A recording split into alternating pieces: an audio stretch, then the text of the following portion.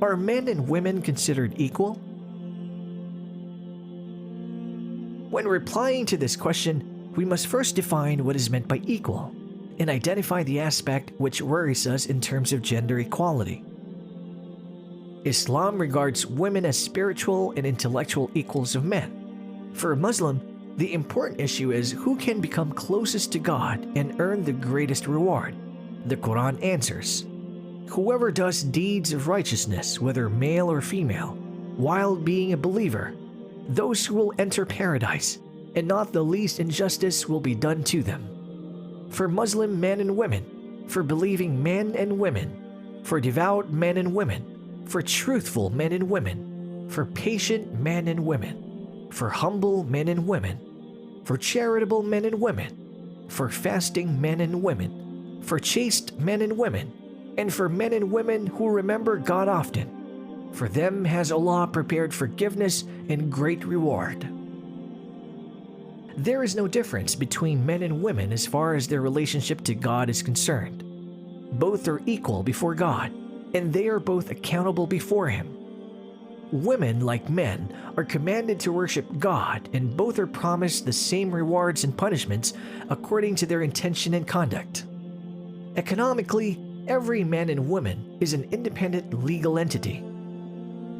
Both men and women have the right to own property, engage in business, and inherit from others. Both have the equal right to receive an education and enter into gainful employment. Seeking knowledge is an obligation upon every Muslim, and to prevent women from getting an education is contrary to the teachings of Islam. However, one fact mentioned in the Quran and now recognized is that all things are created in pairs. Had there been a similar function for all, the creation of two counterparts would not have been necessary. To ignore inherent physical and psychological differences is surely unrealistic. But there is no reason to assume that one sex is superior to the other. The creation of male and female means a natural division of function, meaning distinct roles for each, which are both complementary and collaborative.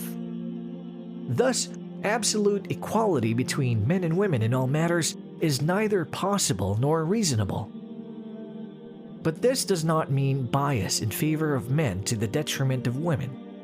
While some rulings may be seen to favor men, many others favor women. However, most Islamic rulings apply to men and women equally, and both are bound by their obligations towards one another. The main distinction between the two sexes is in the physical realm, based on the equitable principle of fair division of labor. Islam allots the more strenuous work to the man and makes him responsible for the maintenance of the family. It allots the work of managing the home and the upbringing and training of children to the woman, work which has the greatest importance in the task of building a healthy and prosperous society. It is also true that sound administration within any organization requires a unified policy under a just executive. For this reason, Islam expects the husband, as head of the household, to consult with his family and then have the final say in decisions concerning it. This degree of authority in no way means that the Creator prefers men over women, but is simply the logical way of apportioning responsibilities in a household. Men and women are two equally important component parts of humanity, and the rights and responsibilities of both sexes in Islam are equitable and balanced in their totality. Although their obligations might differ in certain areas of life in accordance with basic physical and psychological differences, each one is equally accountable for his or her particular responsibilities.